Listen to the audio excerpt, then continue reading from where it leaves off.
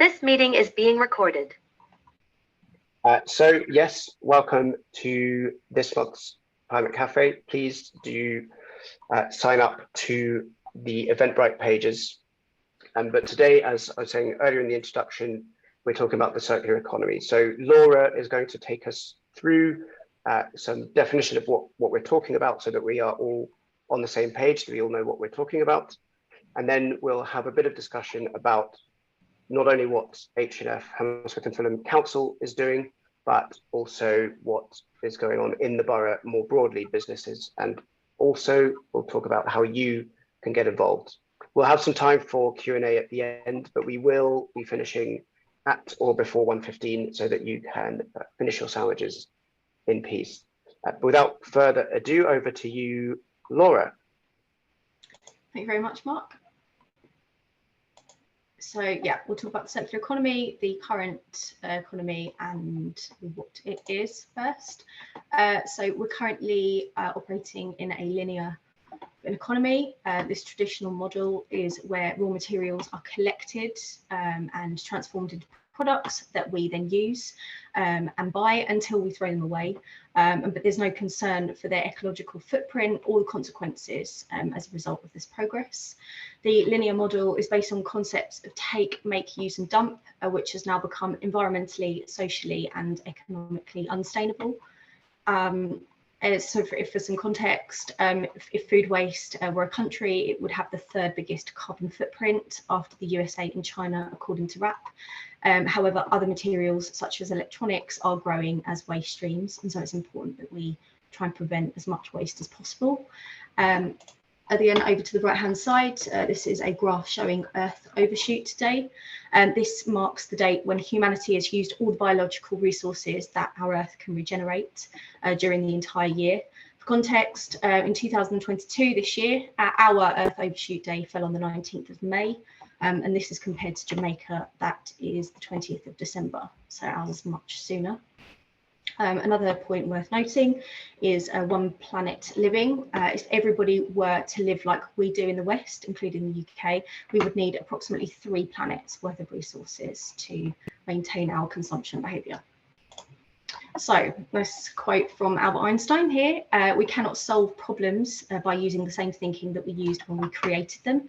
The linear economy has led to ecological decline and climate breakdown, and so we are unlikely to be able to solve the climate crisis using the same model that we've used to cause the problem. So we're looking at a circular economy, which is an effective approach and necessary to achieve prosperity for people and the planet. So what is a circular economy? It's opposite the linear economy model and aims to eliminate waste by keeping materials in use at their highest value for as long as possible. When we no longer want or need these materials, we should then look at reusing them or recycling them, so we leave as little as possible left to be disposed of. It supports this objective by encouraging producers to rethink about the design of their products, encouraging use of circular materials and also regeneration of the natural system. And it also represents a possible solution for several global challenges such as climate change and ocean plastic pollution. So why do we need to move towards a circular economy to reduce our carbon footprint?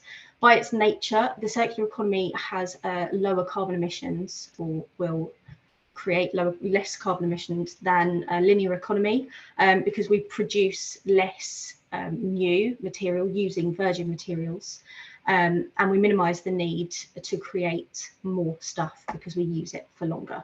It therefore eliminates the carbon costs of producing new materials to begin with. Many of the products that we currently use either can't be recycled or they are difficult to recycle. So it's really important that we think about designing better or preventing to begin with to promote circularity rather than recovering and recycling at the bottom of the waste hierarchy. So here are some opportunities and benefits, as well as challenges and risks to highlight of a circular economy. The circular economy supports the cost of living. It's a great way for us to respond to the cost of living because it not only promotes energy efficiency, but also means we spend less money on new items and we use what we have for longer.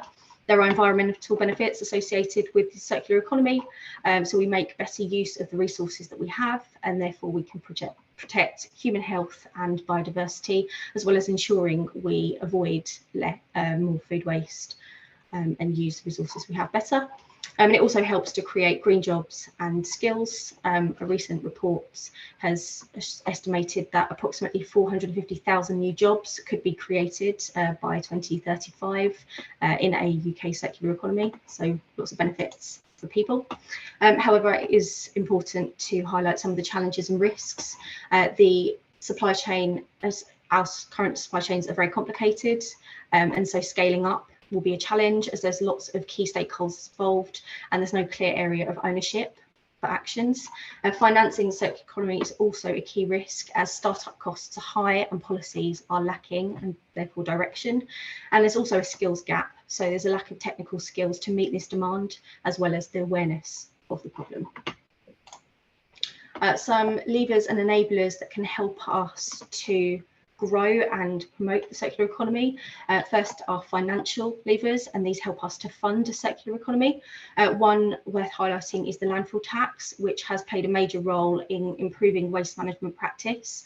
It discourages waste from being sent to landfill, and so we push this up the waste hierarchy by thinking about reusing and recycling more. Others include carrier bag levy, which we'll touch on later. Another key area is reporting and assessment of circular economy, which is growing in importance. A number of PRI signatory investors have been mentioning circularity or circular economy in their reporting. Just for some figures, this increased from 14 to around 229, so you can see an importance and growing awareness there. And finally, policy and regulation. So the Environment Act is the UK's framework of environmental protection, which will help the UK transition to a circular economy. It includes policies such as the plastic tax, which was implemented this year, as well as the extended producer responsibility, which will help us to rethink and redesign some of our products and packaging, and also the deposit return scheme, which will help us to collect some of this material so that we can put it back into the circular system. However, there are some unintended consequences as a result of these levers and enablers that we should highlight. We do often focus on solving the current solution or the current problem rather than moving towards consuming less. And so the carrier bag levy is a good example of this. A 5p charge was put on single-use carrier bags to discourage people from using them, and this was successful. It's reported that there's been about 95% reduction in the number of single-use plastic bags that have been used, and about 7 billion reduction. However, people have now started using bags for life, despite the charge being increased up to 30% by large supermarkets. These bags use more materials to consume, so they have a higher carbon footprint, and can be heavier, which means more fuel is used to transport them. And as a result, these are unintended consequences of a carrier levy that was largely seen as positive. So we should think about swapping or using what we already have. So we've probably already got bags laying around at home that we can use before we buy new cotton totes or buy bags for life. And we should always think about reducing what we use instead of swapping materials out. So yeah, here's some examples of some businesses that are doing the right thing. Lots of businesses have now started to embrace the circular economy to capture new forms of value, build resilience and achieve their social and environmental targets. A nice example is Patagonia, which is the outdoor wear company. It offers a return and repair service for its products, so people can send their jacket back to Patagonia and get the same one back after it's repaired. And they're also donating large amounts of their profits to climate causes. Another great example is Upcycle Beauty, which makes cosmetics from byproducts of other industries, such as coffee grounds, but it also provides refillable packaging across all of its ranges. But I think it's really important to highlight that there are local businesses in Hammersmith and Fulham that are also circular in mind.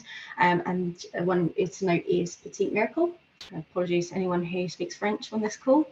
So it's a local business based in the West 12 shopping centre in the north of the borough.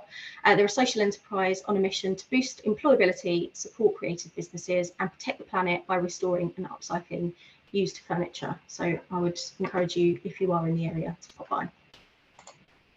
So yeah, we're now going to look more into what we're doing at Hammersmith and Fulham to support a circular economy. Over to you, Mark. Thanks, Laura. Yeah, and I think just to bring things a bit closer to home, we'll just run through what's going on here in Hammersmith and Fulham and get down into some detail. So without going all the way into the detail on this, you can see here there's a graph of the emissions in Hammersmith and Fulham. That includes our consumption. So that would include the emissions associated with things made outside of the borough, but are still sort of associated in a per person view of our emissions. You can see that transport and housing and power are the top two sectors in that chart. Those each have a prong in our climate strategy as a local authority and are very significant contributors to consumption emissions. But it is worth pointing out that more than a third of emissions are related to the things that we buy and use. And so we'll be coming back to that with Laura after I just run through what we're doing and what the situation is for transport and housing. So if we think about transport, one of the first questions to ask actually is the journey necessary? Most of the cars in the borough still use petrol or diesel. These, because they are fossil fuels, are not part of a pure circular model and are creating carbon emissions that contribute to climate change. So if we think about the statistics on this, about a third of trips in London are shorter than 2 kilometers, which is a very walkable distance, or a 10-minute cycle if you're able to do those things. So that's a bit of a reflection on, do we even need to do that journey? If you do need to make a journey though, with the next click, you can see what looks like a complicated chart. All you really need to see is the light blue line at the bottom, which shows the amount of energy that electric vehicles, that thing on the right saying BEV means battery electric vehicle. Electric vehicles need way less energy in general to move compared with their fossil fuel counterparts. So are moving towards that circular model. And more importantly, the energy from that can be renewably sourced. So to encourage that, this is something that Hammersmith and Fulham have been pushing very strongly. And with great pride, I think we can say that we have the highest density of electric vehicle charge points in the whole country. Put some numbers for your notebook is that at the moment there are about 1,500 charge points around the borough. There should be 2,000 by the end of this year and an additional 1,000 being put in place next year. So we're doing as much as we can to shift the fuel that's being used away from a non-circular one towards something that would be renewable. Again, if you do still need a car, there's a solution other than buying something new. So rather than something brand new, there is an alternative. You might have heard of Zipcar. There's another one called Enterprise operating in the borough. And this is a way that you can share a car rather than owning your own one.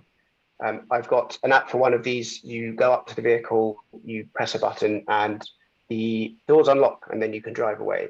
And the research shows that actually, even if you use a car relatively regularly, you're often saving money with this approach. So do consider car sharing as a way of making your transport footprint more circular. On to the next one, and we'll sort of dash through this a bit more quickly. But homes, if your home's the same as mine, it's heated with gas. What we're doing in the borough is promoting funding called Warmer Homes. Do you have a look online, search Warmer Homes to see if you might be eligible for that. It's up to £25,000 for things like loft insulation, double glazing. Some people have got solar panels through that scheme. And that's a way of reducing the amount of gas you'd need in the first place to heat your home. And there are, of course, electric alternatives like heat pumps, which are very energy efficient, but do cost a bit of money to put in. Another thing to think about if we're looking at power, electricity is getting better. The chart on the right shows the mix from last year. As you can see, less than half of the grid is now fossil fueled, which is a huge improvement from 10 years ago. And as more wind farms, more solar panels are being put in place, and even slightly experimentally marine power. This is getting greener and greener. If you want to do something yourself, you can ask the question, can you install solar panels on your home? There's a picture of someone in the borough who has done just that. If that is something you're thinking about, then something you can search is MCS, and that will help you find a certified installer in your region. But if your house or your home isn't suitable, or for whatever reason that's not an option for you, we are also looking at promoting community energy in the borough. So watch this space. In the next few months, we'll be talking more about that. And community energy is a way where basically you put solar panels on big buildings and the profits more or less will stay in the local community. So just keep your eyes open for that. So that's transport and housing and power. But now we're going to go back to the things we buy and use. And over to you, Laura. Yeah, great to celebrate some of the circular economy community projects, initiatives, and programs that are going on in the borough. And Laura, I can't hear you if you have started. Yes, I have. Can you hear me now?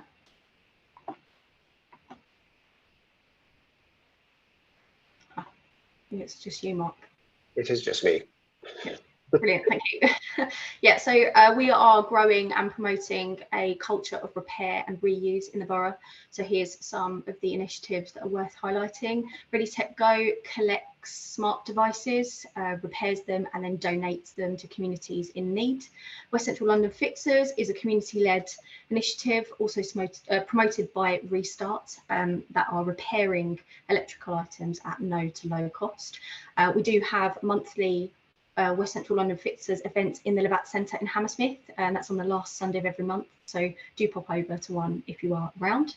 Also, the Library of Things, also in the Levat Centre. It's a library of things to borrow items, anything from carpet cleaners to lawn mowers, for example, at a few pounds a day. So you can borrow those for a few days at a time instead of having them wasting space in your house, and then you can give them back. And finally, Reworks. This is at Western Riverside. It's a small group of trainees who are upcycling and repairing items such as white goods and then reselling them on to support with the programme. We've also got the Sands End Community Centre. And this is a community centre that was built and designed to be adaptable and recyclable as possible. This is in the south of the borough. The structure of the community centre is built from materials with low embodied energy, including timber and a specialist brick that's made out of construction waste. And the fixings in the community centre are also chosen to be more recyclable. For example, the bolts were used instead of glue so that they can be replaced and repaired where necessary. Also, some of our highways and our roads are used or built with recycled aggregate, which reduces the amount of virgin materials we use.